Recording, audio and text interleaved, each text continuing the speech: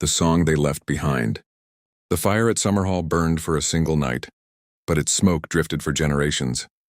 Long after the ashes cooled and the walls fell silent, the wind still carried whispers of two names, Sir Duncan the Tall and King Aegon the Fifth Targaryen. Their lives had ended in tragedy, yet their bond outlived both crown and cloak, and though the flames had devoured everything they built, their legacy endured, not in the halls of kings, but in the hearts of those who came after. The air born in flame. Amid that inferno as storm and fire met, Prince Rhaegar Targaryen was born. His first cries mingled with the roar of collapsing stone and the hiss of rain on embers. Some said he was born amid grief and salt and smoke. Others whispered he was the song the fire had left behind. Rhaegar grew to love the harp more than the sword.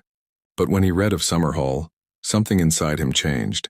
He once said quietly, "It seems I must be a warrior." He carried in his blood the dreams of Aegon the Unlikely, and the heart of the knight who died to save him. Echoes through the ages. The songs of Dunk and Egg faded from courtly halls, but among the small folk they became legend. Old men spoke of the hedge knight who had walked beside kings. Children in Flea Bottom still pretended to be the tall knight and his bald squire, never knowing that their heroes had once walked those same streets. Even in the Citadel, masters spoke of them in low tones. Two men who tried to bridge the world between fire and flesh, between crown and conscience, down the dream of dragons. Generations later, the line of Aegon V reached its final flame. Daenerys Targaryen, last daughter of House Targaryen, born beneath a storm on Dragonstone. Her ancestors' dreams and their losses lived within her. Aegon's hope, Dunk's courage, Rhaegar's sorrow. The fire that once consumed Summerhall now burned in her heart. A fire reborn not in destruction, but in renewal.